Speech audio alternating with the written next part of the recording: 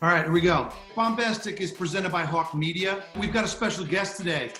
Hey, Jordan, welcome to Bombastic. Take a step back and just think, is racism real? Is racism wrong? Man, hey, we have Jordan Giallanzo. Yeah.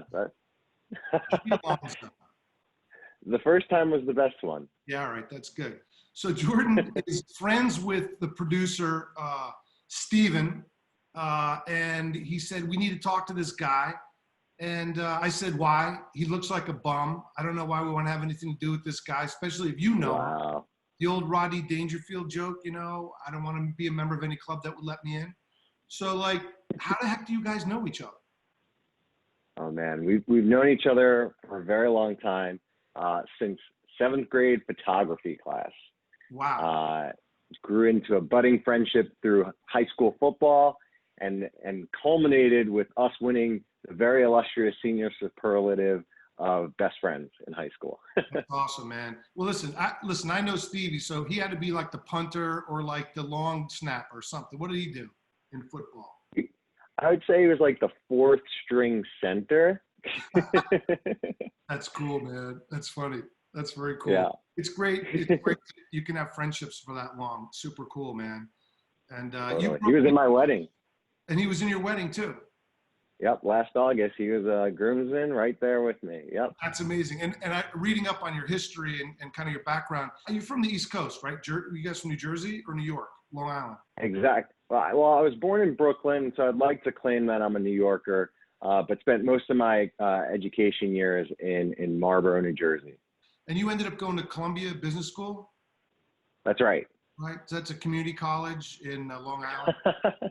Yeah. Have you ever heard of them? It's like, yeah, poorly funded school. Yeah. When I would take the train from the hood up in Westchester, I would come to the city and I would see Columbia's, beautiful football stadium, right there. Did they play football at all in that stadium? I don't remember. Yeah. I mean, they have a pretty good football team for being an Ivy League school. And, the business school, however, we have a rugby team. So right. No, shout out to the rugby team. Yeah, Columbia is a pretty important outfit and has churned out a bunch of people with a lot of influence in politics and business. And now it's your turn, man. And what a time to be coming into the world out of business school and having a lot of ideas. And, I guess all I would ask, Jordan, is like, what the hell's going on in America today? What are we looking at right now? Man, I do not know. I mean, I was up, I couldn't sleep the other night, and it was like 3 o'clock in the morning, falling in and out of sleep. And I just like kind of half wake up and see this infomercial for masks, for medical grade masks. And it's like, protect your family. Like, if you can't stay inside, I'm like, if I saw this a year ago, I'd literally have a heart attack. So at this point, your guess is as good as mine. Those fake infomercials of a movie you're watching that's, in the future, Yeah. It's really crazy. And that with the culmination of all the other tension, as if everybody wasn't already stressed out about that, we have this killing, this recent, there's been many, but the most recent killing of George Floyd, as everyone knows, and we're now cast into this next thing. And timing is everything. I'm an entrepreneur. Timing is really very, very important, catching it at the right time. And, it's not like the Black movement is something that's new. It's not like equal rights is something that's new. It's not like people haven't been passionate. Why is this time so special, you think? I think first and foremost, it's public attention. You would have to really be living under a rock to not see the countless videos, articles, studies, conversations happening across the world right now about this. Part of that, of course, has to do with a pandemic where people are kind of starved for content. But the other part of it, I think, is really the proliferation of the iPhone and the smartphone, because 10 years ago even people weren't walking around taking videos of what they're seeing in the world. There was no Instagram, right? You had to really search to, you know, it wasn't as in your face, this whole, you know, cops may be treating black people differently than white people think. You can go back to the archaic footage of like the Magruder film of Rodney King. When I watched that from, luckily some woman was shooting that from probably some, you know, 5 foot wide camera, you know, through her window, I think, you know, to the highway whenever that happened. And the footage has gotten better and better. I mean, the last couple of years we've had Trayvon Martin, a bunch of popular cases of police brutality and killing that have gone on. Do you think the coronavirus really amped this thing? And without the coronavirus, is it another killing of somebody that shouldn't have been killed? That's black man? Truthfully, I think the world was ripe for this. The U.S. in particular was ripe for this.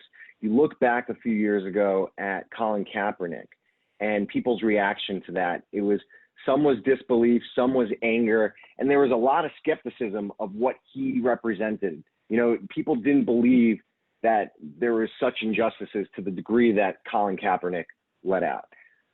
In the years since, however, we've seen video after video after video of killings. And people would say, oh, you know, but he was resisting. Oh, but he ran away. This one, it's kind of like, you're dead to rights, man. You killed George Floyd, and that was not deserved. And anyone who's seen that video, I don't think there's anyone in their right mind who would think that was justified and that that man deserved to die. So you have the situation where cell phones have been showing you these hints in your face, you know, for the past few years, speckled, okay. And then there's this video that is like, everyone has their attention on, and it's nothing, there's no argument or there's no distillation of what was wrong. And so I think people had had enough. And oh, by the way, earlier that week, you had Amy Cooper, right? Who like, you know, elevated people's awareness of this. Do you think that that cop, like looking into the camera with such like, you know, yeah, what are you going to do? Do you think that really crystallized that moment as well? Oh, 100%. You know, I still have like nightmares about that video, to tell you the truth. There's such indifference for a human being's life. And when you see that, and when you overlay that with the racial tensions that had already existed, and, you know, as a biracial person, as a black man in America, the tension that I knew has been there my whole life, you can't help but just be triggered, man. Without getting too deep and complicated, we all know that there's a lot of good cops out there. I'm a white guy, and growing up in New York, I've had the Vinnie Boombox cop, you know, pull me and go, hey officer, why are you, I had a doctor run through a red light, hit my car when I had a girl in it in high school, so I was a kid. Didn't know who this guy was at the time, totaled my mother's car, single mom, you know, just brutal, but luckily we were okay. I get out cursing at this guy for running through a red light and hitting me, and the cops show up. They put me and her in the back of the cop car, and I start going, what's going on? And I said, hey, this guy ran through a freaking red light. He goes, hey, shut your mouth. He goes, I go, that guy's drunk. He's staggering in his car. And they said, shut your mouth. Well, he was the town doctor, you know, from Tarrytown, whatever it was. He had the juice. I had no juice. I was a kid. I'm not about to ruin this doctor's life because he was drunk and luckily didn't kill me. If I would have been killed, who knows what would have happened. But I guess what I'm saying is it's such a complicated issue that it's not about a cop and it's not about a color only. It's about a lot more than that. And what makes it more interesting talking with you is your brother's a cop. Oh, so, yeah. Sorry, I was going to say absolutely. Like you know, this has been such an interesting experience for our family in particular, having that. My brother was, you know, NYPD for a very long time and is currently a New York City firefighter, had a bit of a career change. Excuse me? What precinct was he in? Where was he attached? Yeah, cop? he was in Jackson Heights, and a couple, you know, he was part of what was called, I think it was, you know, Project Surge, where they put a lot of police in some of the more low-income areas of the city. And I might be butchering the name of the actual project, but it was to basically over-police, low-income areas. And what year was it? Well, he entered in 2008, the So NYPD. Post Giuliani, like all the squeegee guys left town already, right? Yeah. This was post Giuliani era. But there were, even stop and frisk wasn't, 20 years ago. This was, a few years ago. Frisk. It was stop, and I'm going to give you a wood shampoo if I don't like the way you're looking at me. Is what it was. The frisk was the nice one. Yeah. That was maybe the nice cop you got that day. But a lot of injustice happens, both in police and systematic in our government. But you have to understand that, police officers are people. And so just like any other population of people, you have good people and bad people. Now, the problem with bad people in the police force, however, is they are paid by us, the taxpayer, to protect and serve us. And oh, by the way, we give them a gun and plenty of other deadly force. And on top of that, we're going to give them tons of legal protections and one of the most powerful unions in pretty much every city. Yeah. So when you look at, the power and the ability to steal life, you have to hold that population to a higher standard than you would just a normal civilian job. Absolutely. And I would argue that it's not even about your character. Even if you're a freaking racist, you can't do this. Like, we can't hope to make everybody love everybody, especially, ag cops, which by the very nature of a lot of cops, many cops do it because they're jacked up and they want to be the boss of people. And there's a person, but I don't even want them to like me. I just want them to know you can't do certain shit. Like, nobody should die in custody, right? Nobody. Now, you talked about in the beginning, we were talking about like under what circumstances. And probably from your brother, and I know from a bunch of my friends that are cops, that until you're out there at 2 a.m, you're pulling somebody over or whatever, adrenaline's going. And oftentimes, we talk about, is there enough training? But you're never going to know until you're on that spot. And, but it just seems to me, with all the empathy in the world, that there are just times that you say, how the fuck was that a good idea to shoot the guy? Like, we've seen police chases change their protocols, right? Where they stay back now, and you can watch it in LA where the cop follows the guy around with the chopper for 2 hours until they spike his tires. And it seems like some of these things at the local level can get changed like this. This isn't bureaucracy, this isn't Trump. This is like my local cops. How do they fix that? Yeah, well, it starts with leadership, right? Everyone, or a much large, there's almost a 2x turnout of, general elections to local elections, in some cases even more than that. And I think people don't realize the power that some of these local elected officials have, especially in cities like New York, but even, in suburbs. If they're not going to have the power, then who is going to have the power to make some of these reforms? And so we have to start collectively holding our local officials accountable. And if they're not doing the job we need them to do, and they're not focusing on the priorities we need them to focus on, vote them out. I mean, don't you think it's ironic with de Blasio and some of these mayors like being outraged and sympathetic, and you're like, dude, you're the boss of the cops. Yeah. Like, how did you kind of like go, yeah, look at these guys? Like, isn't that his responsibility? Absolutely. But, I'm trying to come from this all from a place of empathy. And I think that's really important for everyone to remember, that at the end of the day, if you're going to change hearts and minds and you're going to really impact people's perceptions of the world, you have to be empathetic to where they're starting from. And not everyone's starting from this super woke position.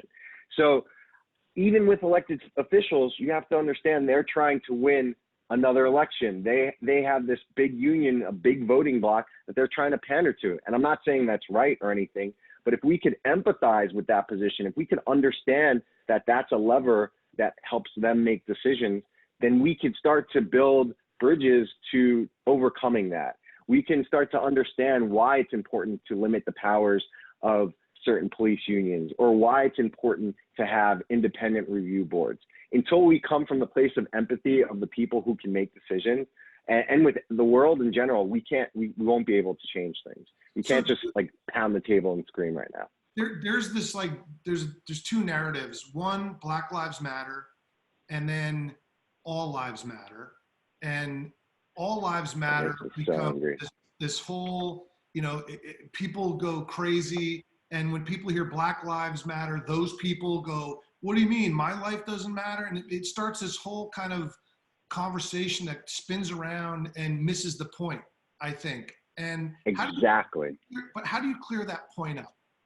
You have to, I think it comes down to you and me, Scott. It comes down to people in networks with people who may not understand what Black Lives Matter actually means.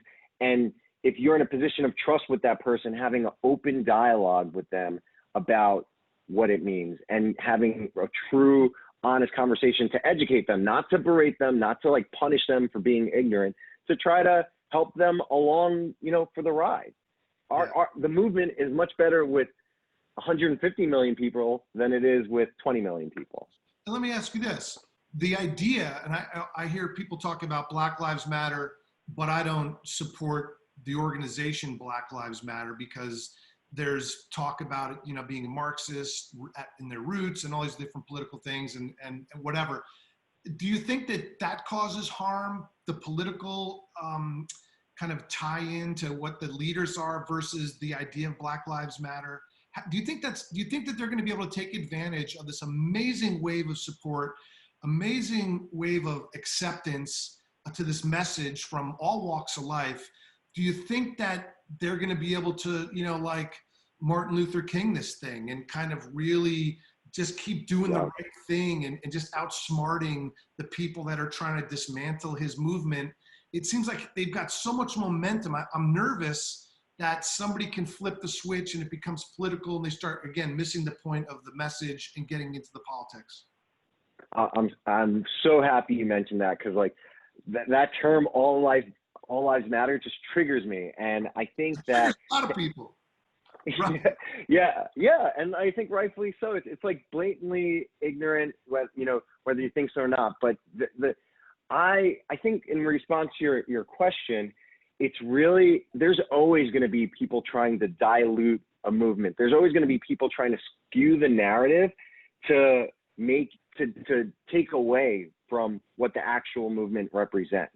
And so I think that happened with Colin Kaepernick, going back to him, right? People tried to skew what he was trying to do. And in that case, it worked. But I think right now it's a little different in that more and more people have the awareness and the understanding to overcome that false messaging, And a lot of people are having those conversations about, what all lives matter versus Black Lives Matter really means. So you're having an uptick in awareness. And I think anyone who tries to skew it at this point is either purposefully skewing it or coming from a place of ignorance. It's very clear what Black Lives Matter means right now. Right.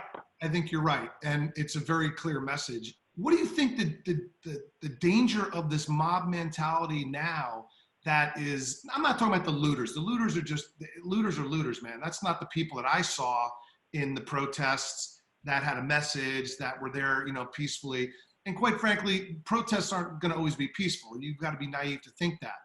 But I think this time was a little different than some of the other protests where they looted and set fires. I think people really did distinguish the two messages. But with that said, are we in danger of missing that empathy and that, no, we don't think all cops are bad. No, we don't all think that, all white people are bad or whatever the twisted mob version of this is. How do we stay on point as human beings that care about Black lives? How do we stay on point and not get mobbed into a group of people that are kind of stealing our message? Figure out what aligns with your core values and figure out how much of the ideas that are being spread do you believe in actually. So it's educating yourself. But I think that even though there's maybe a very far left, as you call, mob.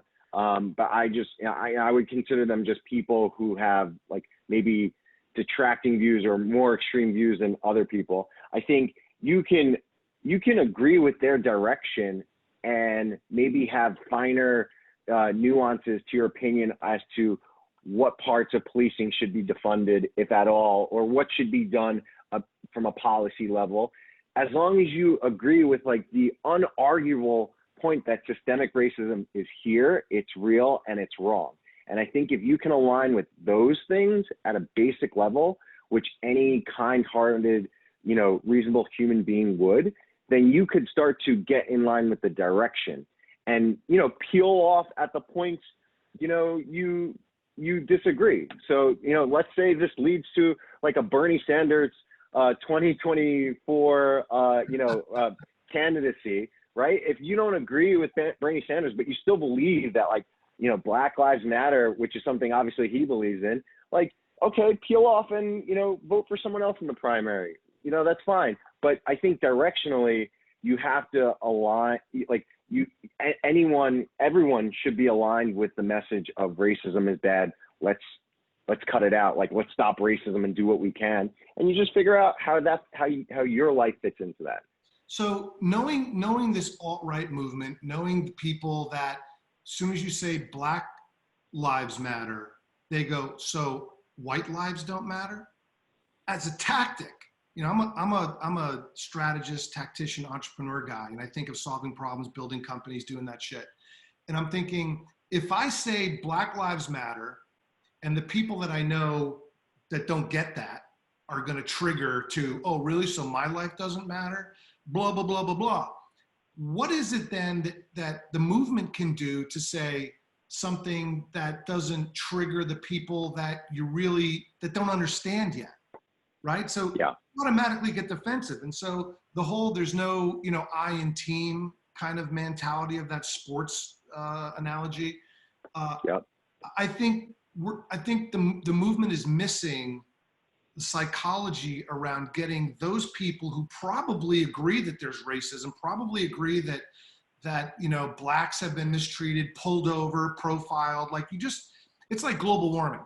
Everybody knows the temperatures are fucking going up, man. The disconnect becomes why. You believe this guy, you believe that guy. Can we all agree that black people get pulled over more than white people? Can we all agree? And I think that's maybe what's happening in this divide that doesn't necessarily have to be a divide. Like, how do we get everybody to understand that can we all agree that people shouldn't die in custody? Can we all agree that cops shouldn't beat up your son or your daughter to the point that they die? Because if you pull somebody with you and say, let me ask you this.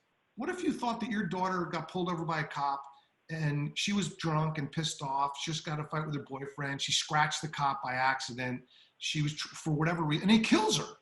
Like, every dad can fucking understand that that's horrible. And I think, how do you connect white dad and mom to the black dad and mom? Because the real bond is the dad and the mom with their children, right? Yeah, that's a really good point. And I think if you distill that to an even more basic level, we are human to human and relationship to relationship. And so I'll answer your question with like something that I did in response to. So I had a friend on Facebook who is an EMS with, a lot of friends who are cops, and they posted, don't blue lives matter too? Why are we saying Black Lives Matter? My friend, XYZ, he died in the line of duty, protecting and serving. Doesn't his life matter? And I said, very politely, I said, listen, that person's life of course mattered, and any, unnecessary loss of life is a problem. However, I did not go to Adam, this guy's funeral and say Black Lives Matter. So don't you think it's a little distasteful to be shouting about, all these other things when what we're talking about in this point in time are Black Lives Mattering, and George Floyd, not dying, not dying at the hands of police for no reason. Yeah, and I think that if people really were able to say that, if you were able to say, give them an example. But, you know, the shouting and the back and forth gets everybody crazy. So I would hope somebody comes up with the right, you know, words to, and this is what I think was so amazing about, you know, Dr. King and Gandhi and some of these other guys, and Jesus as a person, not as, you know, the big juice, you know, the big juice guy, but just, you know, following, I read a lot about history, and many people that studied the life of Jesus are like, you didn't even have to make him like the God. You could have just went, this dude's fucking cool. Like the way he handles people and diffuses things is amazing without violence. And so I'm hoping for some of those moments, even though everybody's really angry and we're human beings and we're not, you know, Jesus or Gandhi or probably Martin Luther King for that matter, all the reasons that they had to be angry. Where do you think the leadership stands right now in the Black community that can articulate this in a way that like brings people together? You know, that's a great question. I think that there are so many leaders out there, and what's great about this particular point in time is that leadership is democratized. You know, you can start an Instagram account, a TikTok account for that matter right now, have the right messaging, and all of a sudden you have 1 million followers. You don't need to be some big politician. You don't need to have a community around you as a reverend anymore. And so I would challenge the fact that leadership really can come from within our own communities at a very micro level. And if you could change, you know, it's a, you know, old age saying of you know, think globally, act locally. That, you know, if everyone had that mindset, then there'd be a lot more rapid change in our society. Do you think, Jordan, that we're in a revolution right now? Is this the revolution that people thought was coming? I don't know if it's the one they thought was coming.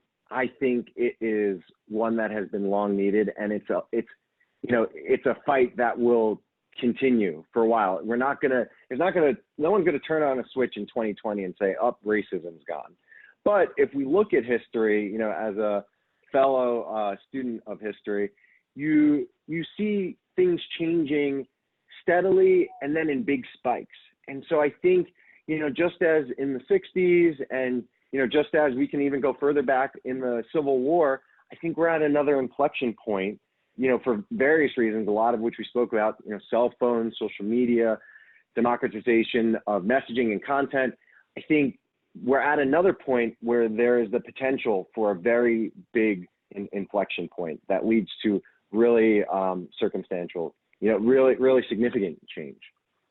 And I'm hopeful, at least. Yeah, absolutely. Listen, I've been around for a while too, and I grew up. My best man at my wedding, growing up when I was a little kid, was from Nigeria. His whole family moved here from Nigeria, and was literally the only very Black family living in my town. Only Black family living in my town. So, like, wow. This guy I was just talking to on the phone earlier this morning, and I was in the car, the Mercedes that his dad bought because he was a very successful businessman, getting pulled over by Vinny Boombots, you know, the cop, that would, you know, hey, license and registration. And, you know, the lucky white kids that weren't afraid of anything were like, hey, fuck you, man. You can't pull us over. You know, you're pulling us over because he's Black. And, you know, and then economics plays a lot in this thing. Because also his dad happened to be friends with the mayor. And so Fran's dad taught him to be very calm. And, you know, he's a very smart kid.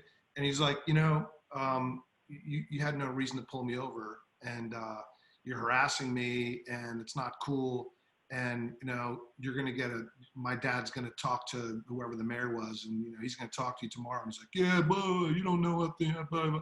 And sure enough, they stopped pulling us over.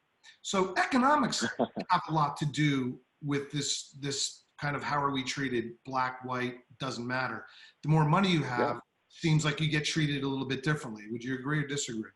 There are so many, you know, different privileges from wealth, from education, and being biracial like me. I'm sort of like, if you're looking at me, racially ambiguous, and so that's a privilege in and of itself. As I think about that, after the Trayvon Martin incident, killing, I was talking to my buddy. We had a radio show in Portland, and he's also from a black and white mom and dad. And I was asking him all these questions, and he goes, dude, he goes, do you think I'm like the head black or something? Like you're asking me these questions. And he's really funny. He's really smart. He went to LSE, London School of Economics. Really great guy to have these banters with. But Nice. you know, when he said that to me, I went, you know, every white guy thinks when they're talking to some black guy that they're representing the whole race, which is fucking mind-boggling to think that there's absolutely no white guy that thinks that. But because of the conversations that we're having now, especially, you know, you're like, well, you know, I just don't, am I offending you? Like, how am I supposed to act? How am I supposed to, it's got to be an interesting position for you to try to represent Totally. a whole fucking race. I mean, it's difficult, and it's truthfully, it's draining at times, especially when you're in circles that don't have a lot of other Black people, you know, so just corporate America, or even at business school, there's a relatively small percentage. So when those people want the Black perspective, quote unquote, you're going to the same 4 or 5 people, the same Black business group or something like that, and it's just truthfully, it's draining sometimes. And the first couple of weeks after George Floyd, it was draining of everyone just trying to get my perspective on it. But I will say that in and of itself is a unique position that you have to, it's an obligation to harness. So although and it's also worth noting that we're not a monolith. Even amongst, my Black friends, we feel differently on certain things and have different opinions. And interesting enough, there are some outspoken, Black representatives from the conservative party that are getting a lot of attention. Candace, I forget her last name. Owens. Candace Owens, who's from a whole other think tank of conservatives and a bunch of other people, is getting a lot of traction with a certain group of people that, that believe in her narrative. And that's kind of interesting, because I don't think there's ever been that positioning in that community where there was been somebody like that. Have you seen somebody or a movement like that? Yeah, I think it's very opportunistic. I wouldn't call out anyone by name, but there certainly is a level of opportunity if you're going to think in a broad strokes level to most of your race. And so, whether it's authentic and genuine or if it's opportunistic, Candace Owens has found that niche among people, who a lot of which I would imagine have racist views, but feel like it's okay because they're using a Black person's voice to speak. So it's bullshit, man. I think it's bullshit, and you have to, again, take a step back and just think: is racism real? Is racism wrong? Should we do something about fixing racism? If you agree with that, then all of this, Candace Owens stuff, it's just gonna be noise to you. And if you have like purity of that message, then you should operate under that. Yeah, I mean, again, I talk about global warming, and I'm like, you're going to deny racism. You say that you just have a bad attitude and you're a big pussy and you should go to work. And that's like an interesting, narrative when like everybody knows that the world is getting warmer. Like, we can take the temperature, there's measurements. You can look out the window. I don't necessarily think that the times that police officers are killing innocent Black men is every day, and it's hundreds of thousands of people, but it doesn't have to be. It has to be. It's bad, anyways. Every day. There's not a number that you get to that then you need to start paying attention, right? Like that shouldn't be a thing. Yeah. Well, you're a content guy, right? It's hearts and minds, man. You have to connect with them on a personal level. And for me, what I found is something, effective is sharing just some of my personal life stories. I've told the story a couple of times to some close friends. I'll share it with you. Like it's no surprise to us Black people that racism is real because we've experienced it in our lives at some point or another. And for me, throughout countless times in my life where I've experienced it, one that comes to mind is when I was in 7th grade, had a girlfriend, was lucky enough to, be somewhat athletic and attractive enough to attract the girl into thinking it's a good idea to date me. Had a girlfriend, and her dad found out I was half Black.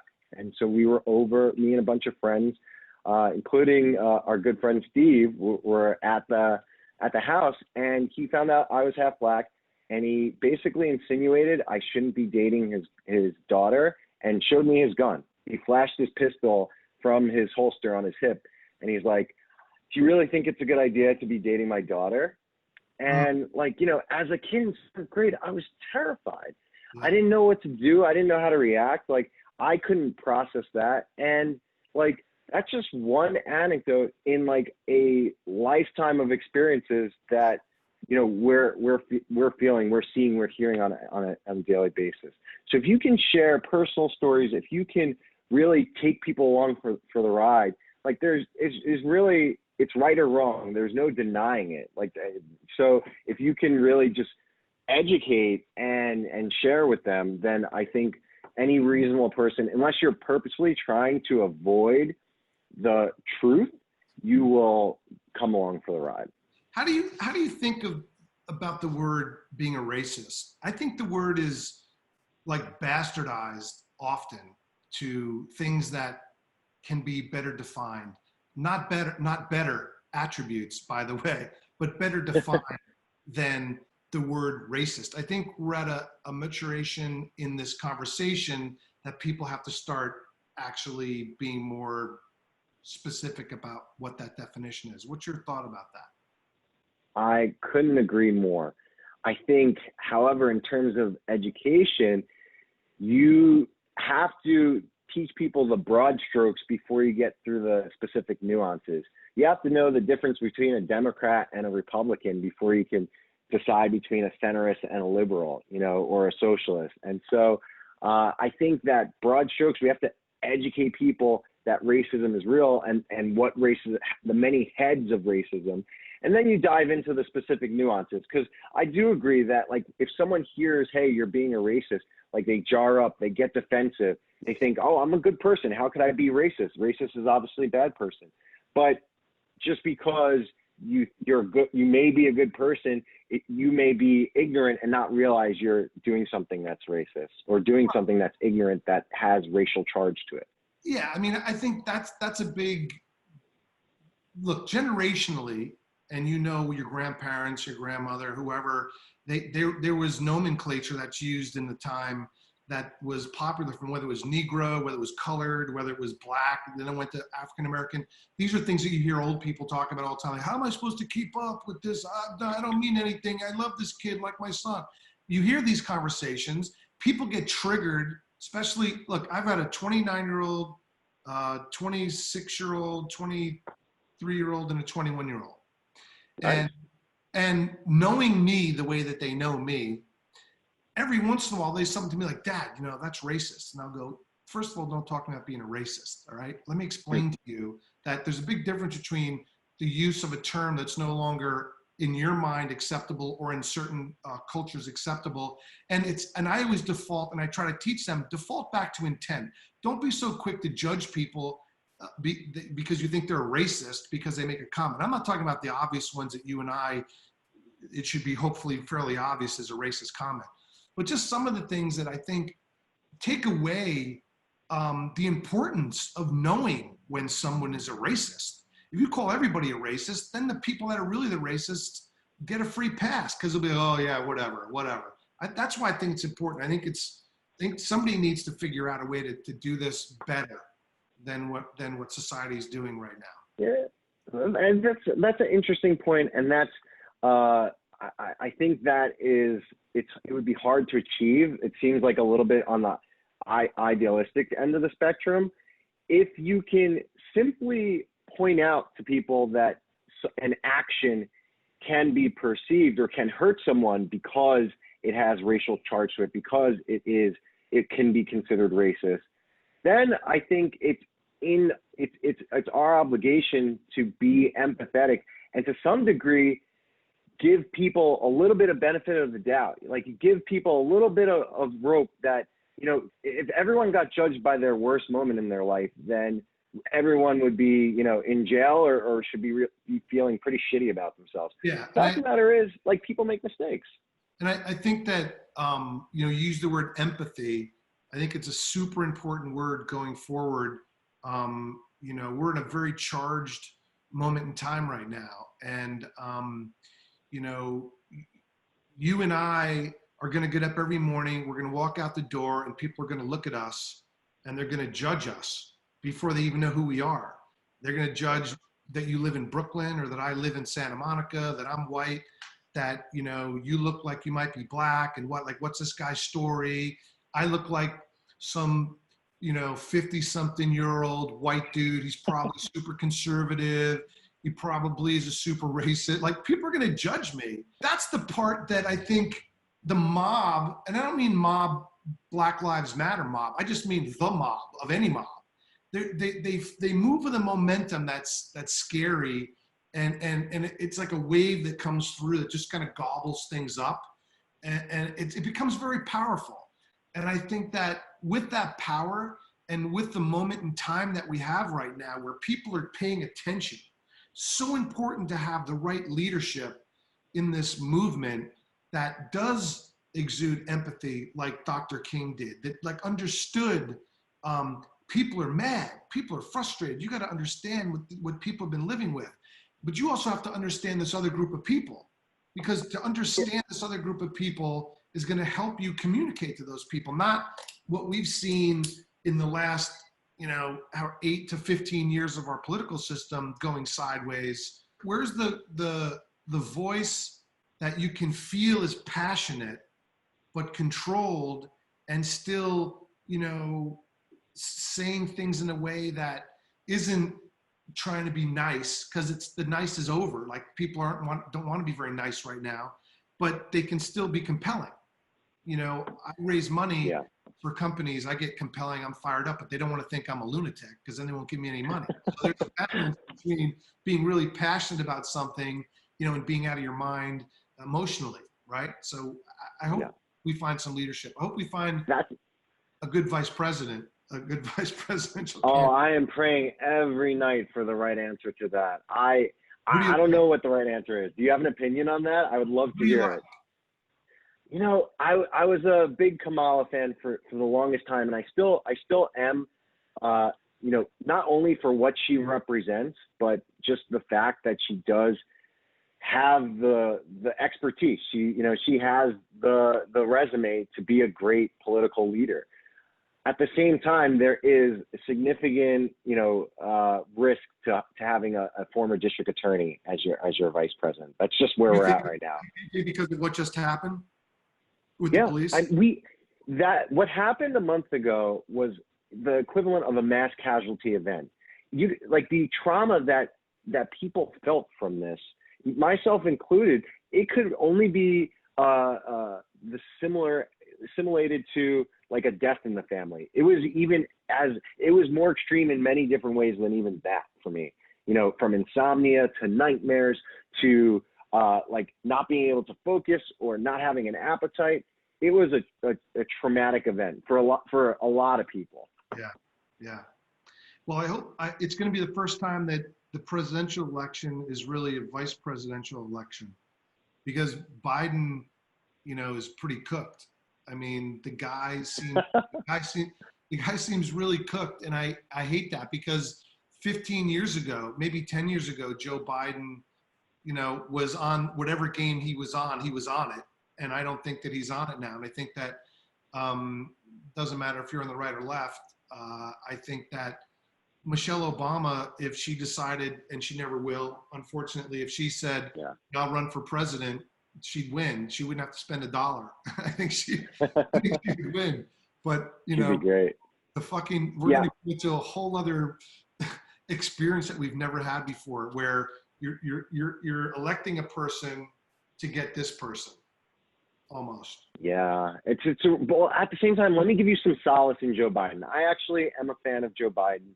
And I think even if you buy into the narrative that he's spent and that he's like a little senile or that he doesn't have the juice anymore, as you put it, you know that he has enough sense to surround himself with smart people, with the right-minded people, with actual scientists and actual lawyers who are going to look out for the best interest of the public. And that in and of itself makes me so pro-Biden. It's a good point. It's a good point to make, because the system within the Democratic Party, wherever that system is going to end up, will be running the government like it normally does, right? Biden will be the figurehead as a president, but he's not going to be the charismatic leader that Obama was. He's not going to be that guy, but it doesn't mean that, look, when Obama became president, he was new. He was a new guy. And so that same organization that was around him kind of ran the government. So, I think about that sometimes, but, you bringing it up again, kind of gives me a little bit of faith that it won't all be, craziness. However, I don't know that he'll make it through the first couple of terms, or the first couple of years rather. I hope that he would if he gets elected, but I'm not sure that Trump's not going to get elected for sure. I mean, that dude is, 60% of second term, presidents going for a second term win. Or I think the number's even higher than that when you calculate it. Listening to the Daily this morning. I don't know if you ever listened to that, the New York Times spot.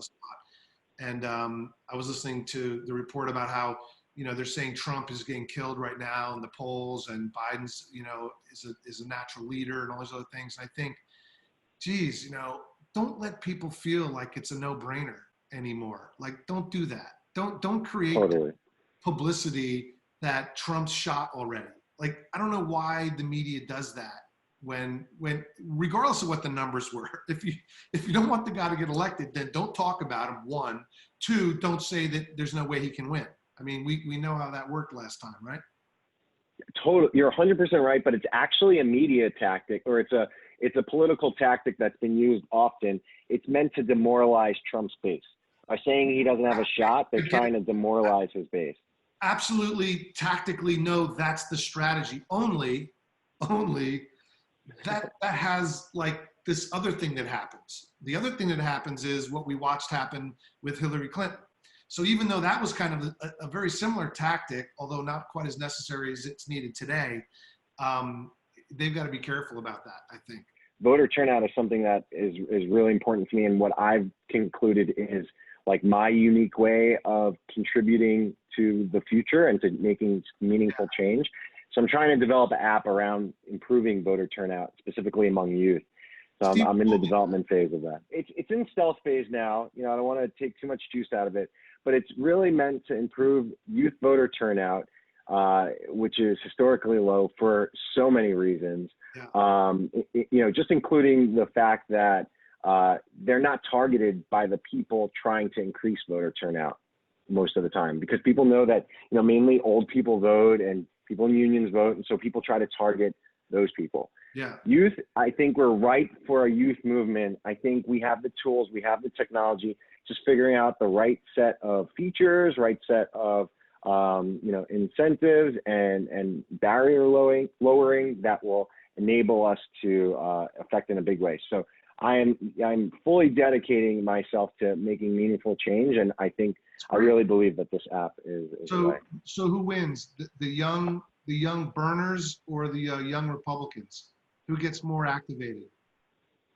I mean, there's countless studies pointing to there being more liberal youth than conservative. So and also at a most basic level, I believe that there are more people on the side of right than there is of wrong. And it's just so plain to me personally that Trump is wrong, that Trump is on the wrong side of history, that a vote for Trump is in fact a vote supporting someone who promotes racial tension and stokes the fire of racial tensions. So just at that alone, I really truly believe that if we got everyone voting, there are more people on the side of right than wrong. I think Trump incites everything. I think Trump is a pot stirrer at the biggest possible stage you can be. Would you say that's apolitical? I mean, it's political to pot stir. The Democrats could be accused of stirring a lot of pots. Trump happens to probably be really better at it, I think, naturally as a pot stirrer. Yeah. But the politicians Really have good. done this to us, brother. You know that. The politicians always are the ones that are at our expense, are constantly grinding us into this thing. Yeah. And do you think that out of all of this, we're going to come up with a Congress that says that we tell them, you have to fix this by next week. You can't piss and moan and not do anything.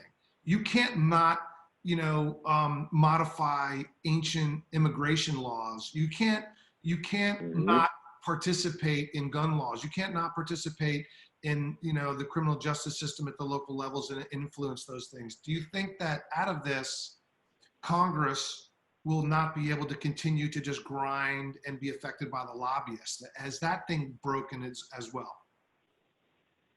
Like anything else, I think it's a slow and steady race. We're seeing signs of that breaking. I mean, whether you agree with her or not, AOC's initial election and, subsequent win in the most recent primary by, a wide margin is showing that people are starting to wake up. I know that's just New York, but you're seeing it all over the country, how people are feeling activated and are gravitating to people who are more about the more drastic change than the incrementalists, which are most of Congress, right?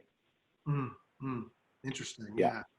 Interesting times coming, man. More interesting times. I hope so. And you're living at it. You're living at this time, which is so amazing. You get to play a part in the movement, man. Like this is real shit. Your kids are gonna go, what?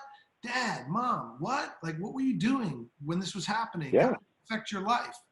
And I think that's an amazing responsibility and opportunity for all of us that are alive right now, that have a voice, that can vote, that can influence people's opinion, and also like shake hands too, and connect the group. If you could talk to people and say, this is the best way that I can live, this is the best kind of advice or some thoughts I'd like to leave you with, I'll leave you the last word. Appreciate that. I think I'll start by first saying that, history does change steadily, but broad strokes are definitely needed. And I think that's why you're seeing, such strong language and imagery being used in this movement. What I'll also say is that the only way this world is going to truly meaningfully change is with empathy and with understanding and with bringing as many people as possible along for the ride. And so look inside yourself and figure out what can you uniquely do to move forward the agenda of defeating racism, to move forward the agenda of systemic racism and eliminating that, and really truly getting to a point where Black Lives Matter. Do what you can do personally to affect change in however little or big of a way that means. So if all you can really do at this time is get out to a protest and you feel comfortable doing that, go do that. But if you have some money and you think that donating is the best way to, act, go do that. But if it's really just looking internally, educating yourself and educating your family who may not be as open to educating themselves, that's just as meaningful in this movement. We need all hands on deck. Cool. Appreciate that. Jordan, thanks for coming on, sharing your opinions on this. This show's called Bombastic, but I don't think we were that bombastic today. I think, we got kind of okay, right? What do you think? I think we're at the month mark of George Floyd dying. So there's a little bit of a somber tone. And I think, the world is changing very quickly. So absolutely. Thanks, man. I appreciate it. Be safe and, take care of your wife. We didn't get to talk. Thank you. Maybe we'll get you on again. We'll talk about that's a whole other story, right? Yeah, I would love to. Next time, let's definitely chat about that. Absolutely. Thanks, man. Peace. Cheers.